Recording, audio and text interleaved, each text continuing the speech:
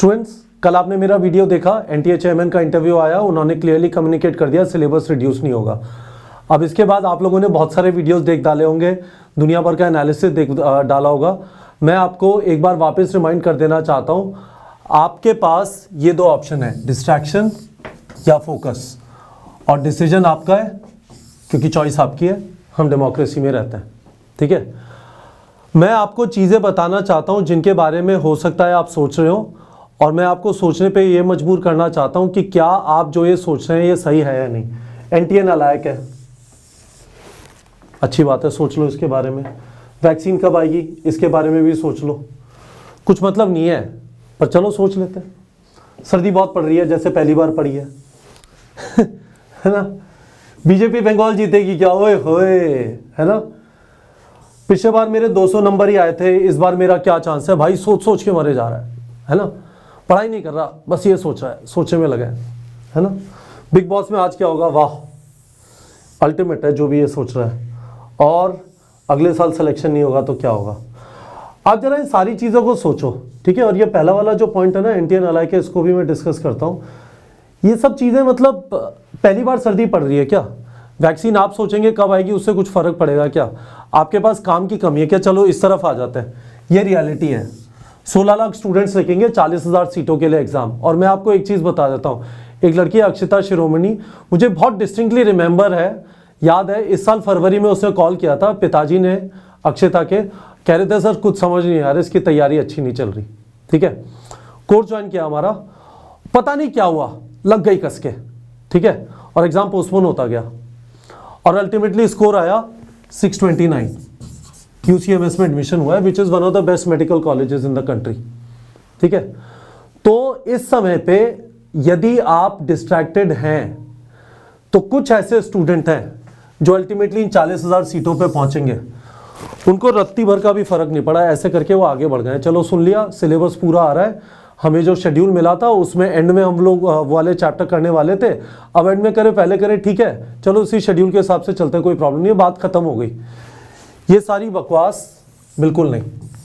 ठीक है, मैं आपको यही सोचने पे मजबूर करना चाहता हूं, क्या आप ये वाले डिस्ट्रैक्शन डिजर्व करते हैं, क्या आप अखबार खोल के फालतू चीज़ें पढ़ रहे हैं, क्या आप यूट्यूब चैनल्स पे जाके उन चीज़ों के वीडियो देख रहे हैं जिनका आपकी तैयारी से कोई लेना देना नहीं है। सिर्फ ये चीज़ मैटर करती है कि क्या आप डेली फोकस के साथ 10 से 12 घंटे अपने पढ़ रहे हैं। यह आपका कर्म है जो डेली करना है। यदि आप इस समय नीट की तैयारी कर रहे हैं, क्या आप अपने कॉन्सेप्ट क्लियर कर रहे हैं या बस सवाल पे सवाल लगाए जा रहे हैं और सवाल पे सवाल गलत हुए जा रहे हैं। क्या आपको ये समझ में आ रहा है कि नहीं, सिर्फ सवाल लगाने से नहीं होगा, थ्योरी पढ़ के कॉन्सेप्ट भी स्ट्रांग करने होंगे।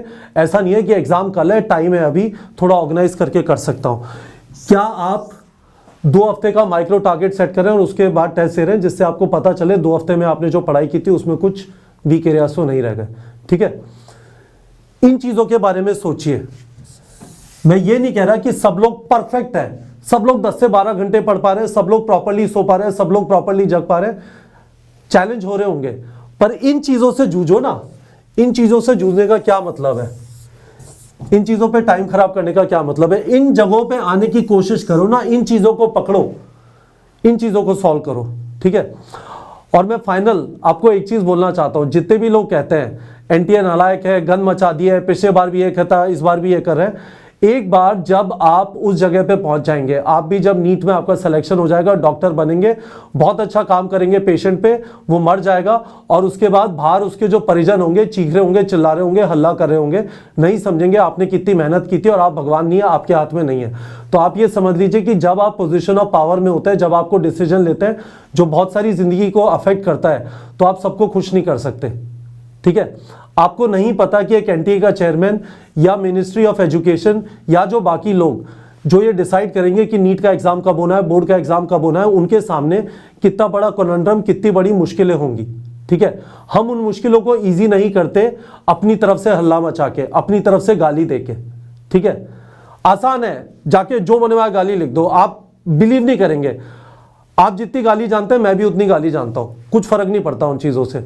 जो उस पोजीशन में है उसके लिए आसान नहीं है। तो ये तो परफेक्ट टाइम वेस्ट है यार, परफेक्ट टाइम वेस्ट। इससे मिल क्या रहा है, आपने उनको एक जिम्मेदारी दी है, उनको निभाने दीजिए, उनको जो चैलेंजेस हैं वो हर चीज़ को आके हर रोज़ प्रेस कॉन्फ्रेंस में नहीं बता सकते कि अब क्या हुआ, अब क्या हुआ, अब हम क्या करेंगे, अब हम क्या नहीं करेंगे। वो उनके ऊपर छोड़ दो, आप इन चीज़ों को पकड़ने की कोशिश करो। होपफुली आप लोग को समझ में आ गया होगा। मैंने यही वाली चीज़ें बार बार मैं 2-3 दिन से बोल रहा हूँ, क्योंकि मुझे लगता है कि इस समय पे डिस्ट्रैक्ट हो जाना बहुत ज़्यादा आसान है। मुझे ये भी लगता है कि कम से कम जो स्टूडेंट जिन्होंने हमारा कोर्स ज्वाइन किया है, मैं उनको बार बार आगाह करता रहूँ कि आप इस चीज़ से बचिए, क्योंकि आपके सामने एक बड़ी जंग है।